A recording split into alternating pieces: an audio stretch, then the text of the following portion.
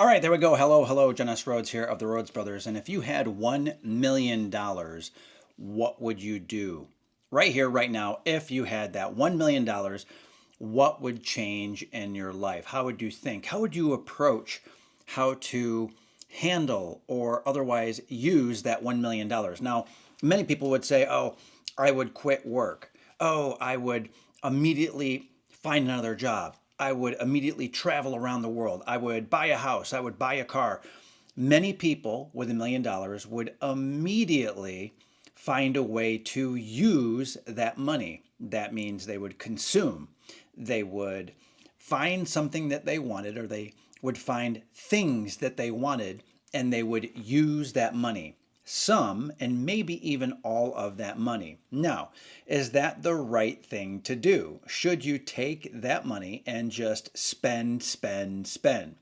Well, recently, an interview with a fellow by the name of Guy Spier was conducted. Now, Guy Spier, if you don't know him, is something of an underground phenomenon. I would encourage you to look up Guy Spier because he is a value investor, and that means that he follows along with the teachings and trainings and experience provided by Warren Buffett as just one example.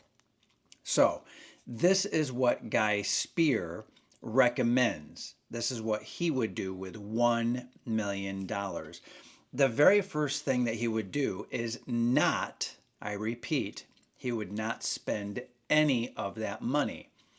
Instead, he would focus on taking that $1 million and doing everything to treat it like the golden goose that lays golden eggs. He would not focus on the golden egg, the $1 million. He would focus on that $1 million as a way, as a mechanism, as a path to having a golden goose that in turn pays him. More importantly, as that $1 million was sitting there, or is sitting there, he would not take the interest out. He would not take the dividends. He would not sell pieces or parts of that $1 million. This is critical. The idea is he would take the $1 million and he would invest it. And by investing it, he would allow that $1 million to compound over time. It is a miracle of the universe. It is perhaps the eighth wonder of the world, according to Albert Einstein, if I recall correctly, and that is $1 million compounded. The magic is the compounding. It is amazing what can happen to money over time that allows to work with itself, that is allowed to fold back upon itself. That is what you do, right? You take the dividends and you buy more shares of stock. You take the interest and you buy more bonds, more CDs. You sort of bring it back into the war chest, into the pot of gold. So that's what Guy Spier would do, but he had more to say than just don't spend it, let it compound. And I thought that was very, very, very important first to get out of the way. The second thing that he really talks about, and I think this is super interesting, especially if you're young and somehow $1 million fell into your lap. You could even be older than that. You could be much older than 20 or 30 or even $40. What Guy recommends is getting a job, and getting a job that covers the expenses. So again, you would not have to dip into the pot of gold that is sitting there and compounding for you, right? The portfolio that you have of stocks and bonds and who knows what else, commodities and so forth. I'll talk more about what Guy recommends in just a moment. Okay? So he recommends getting a job and making sure that your expenses are covered. And if the expenses are covered, he would let that pot of gold compound. That's critical. And another part is that with any extra money that comes in from the job, Guy recommends that you pay down your debts, virtually all of your debts. Wipe out your debt with any extra money. And then after the debt is wiped out, then continue to put more money into the war chest, into the pot of gold, into the $1 million that's compounding over time. It is this power of compounding. It is the power of getting out of debt, no obligations, that truly gives you the freedom that you want. You see, if you had the $1 million, you could possibly live off of it, but many people waste the money. They let the belongings that they purchase, the items that they purchase, exotic cars, for example, maybe a boat, maybe even jewelry, maybe things of that nature that are in effect luxury items. Now, if you're paying down debt, that's one thing. If you are taking care of a loved one, that's another thing. In those cases, it makes sense, obviously, to work outside or maybe inside these rules in different ways. But again, the key is allow your money to compound, wipe out the debt, and yes, continue working, continue adding value, because you need to be doing something with your life that's creative and productive so you have meaning in your life. Now, that meaning might come from sipping on pina coladas at the beach or on the beach and enjoying the sun and the waves.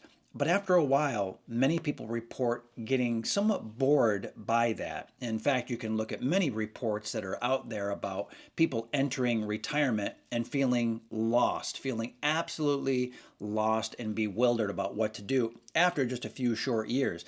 And in other videos on this channel, the Rhodes Brothers channel, we do talk about what to do leading into retirement, what to do in terms of retirement. And maybe you never retire because you're always doing something, always creating, always building, always adding value, always contributing to humanity, because that is fulfilling.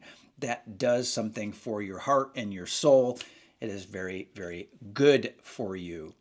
Therefore, again, let the $1 million compound, get a job, pay down the debt, do something meaningful. Sure, maybe you splurge a little bit and you work outside these rules from Guy Spier, but it really, really does tell us something about how to be thinking about your money. You need to have money saved, and more importantly, that money needs to be invested. If you don't have an emergency savings account, perhaps you fill that up first. Maybe out of the $1 million, you take 50,000 or 100,000, 200,000, you take some amount of money and you put it into an emergency savings fund. Maybe you take part of the $1 million and you actually pay down some of your debt, if not all of your debt, because that way you're not paying interest. You're not paying someone else. You're not providing for their compounding, right? Lots of ways to play the game, but the idea is not to consume, but instead compound and instead produce, right? Don't consume, compound and produce. That is such great advice. I love it so much. Now, there is a little bit more here. So Guy Spier, in this recent interview, also provided a little bit more guidance as well. If you're curious, come in close, because I think that this is very telling. Now, this is related to a value investment mentality and being very, very, very simple about value investing. You're looking for bargains in the market. So you're looking for great companies at a good price, or perhaps good companies at a bargain basement super discount price. That's definitely not all of value investing, but it gives you an idea that you only make investments in certain businesses, certain companies, certain stocks, if you want to think of it as stocks and pieces of paper, which I don't. I think of investing in companies, okay? If you want to be thinking of value investing that way, it's very useful, because then you're always paying less than the value that you get. You're always getting a certain percent off, 10, 20, 50% off what the actual value of the stock is. That's value investing. That's where Guy Spier is coming from. That's where his thinking comes from. This goes back years and years and years. By the way, he has a great book. I can't think of the name of it. If you can think of the name of the book, or you look up Guy Spier's book, please drop it in the comments below. It's escaping me right now. All right, so Guy Spier says, if you're young, then plan on placing 10 bets maybe 20 bets, but he says 10 bets with the $1 million. And every bet that you place, and it might take you several years as you're making one or two bets a year, two or three bets a year. So it might take you 2, 3, 4, 5 years to invest that $1 million. And so you have a ton in cash and just a little bit in stocks. And then over time, right, you're then fully invested. So this protects your downside by having money in cash, other than, yes, inflation, but it does protect you as well in case the bets that you're placing go sour, they go south. And when he's placing a bet, he's looking for what's known as a hurdle rate, a rate of return of 20% or greater. So his, hurdle rate there, the amount that he wants to make on an annualized basis is 20%, which is pretty tremendous. But that's exactly why it takes time to find these bargains, to find these deals in the marketplace. He also recommends diversification and different companies and different industries whenever possible. And of course, that sort of protects your downside loss, right? So if, let's say, it's petrochemicals, if that industry goes down, but you only have one investment in the petrochemical industry, it's not going to wipe you out. And maybe you have one in food services, maybe you have another one in healthcare, and so on. So you can see all the different markets and niches that you might be going into, different industries that you would go into. He says be diversified, in other words, and also be educated about your investments. Otherwise, you would just take your $1 million and say, yeah, I'm going to have 10% in 10 investments. That's 100%. I'm just going to get invested over the course of a few weeks. I'm just going to go, spray and pray into all 10, right, all at once. And Guy says, don't do that. Do extensive amounts of research and then pick the company, make the 10% investment or the 5% investment, and then move on. And you don't know when the investments are going to come. You might have 3 in 1 year, 1 in another year. You might have 5 in 1 year and then 0 the next. He says, take your time and make sure you're getting a bargain and that you feel very, very high confidence in. And a key thing is that you're sort of always in this way with value investing. You're always placing bets. You're always placing bets. And you want to make sure that you never go to zero. Protect your downside, never go to zero. So you do have to learn. You have to put in place the mechanisms by which you do not go to zero. So you have maybe certain selling plans. Like if it goes down 75%, then you'll sell out and your thesis is proven wrong, right? You know that something went sideways and just didn't work out, so then you sell. Okay, so that's one way of looking at things. Another way is you can say, hey, look, after a 3-year period, I'm going to reevaluate. After a 5-year period, I'm going to reevaluate. So there are ways of looking at the stocks over time, but typically you do want to have something in place that does protect your downside so you don't lose all of your money. You wouldn't want your investments to go to zero. You don't want any of your investments to go to zero. You can take a pretty severe on-paper loss, going down 20, 30, even 50%, is something that value investors very often face. But Guy Spier says, hey, just hold on unless you have some rule in place that says below, if it goes down below 50%, then you sell. Another key that almost all really great investors follow is you have some sort of investment thesis, something that you think makes the stock that you're buying a particularly great buy at that point in time. Well, by God, stick to it. And if that thesis changes, something profound happens in the industry, if your thesis depends on a turnaround based on the CEO, the leadership, maybe the entire team, if your thesis depends on a particular product launch, maybe something like a new drug is being released by the company and that gets jammed up in the pipeline, you can see all these different ways that a thesis could get blown. If the thesis gets blown, maybe that's when you sell. Again, many of the very, very best investors do exactly that.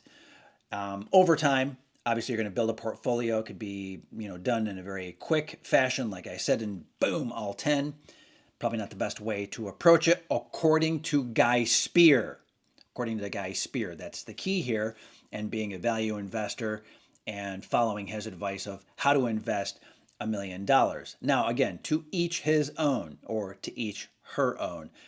What that comes down to is that $1 million that comes into you, whether it comes in all at once or the $1 million comes into you over time. You should always, always, always be thinking about how to get the maximum amount of money to be working for you. You want money making money. That's the idea of an asset. When you put money into a savings account and the savings account doesn't pay very high interest or really any interest at all, or you're just holding on to cash, like literally holding on to cash, maybe it's in a 0% checking account and it's not earning any interest, you may wish to take some of that money out of that account, unless it's an emergency account, and then invest it. Investing is not saving. Think of saving as what you need for your current bills and expenses, and also your emergency fund for unexpected expenses that come up. They always do, don't they? And then everything else you put into assets, you invest. And when you invest those dollars, the dollars can then make more dollars. That's compound interest, especially if you keep that money pouring back into the investments, right? Assets make more assets. Money makes more money. That's how that works. All right. I'll end here, and it's of critical importance, is that survival is essential. If you lose all your money, the game is over. The game stops. So a critical piece of this really is understanding what you can stomach, what you can take in terms of watching the gyrations of the market, number one. Number two, watching the ups and inevitable downs of your individual stocks if you're investing in individual stocks, right? And it could be ETFs as well, so exchange traded funds. It could be other types of investments as well.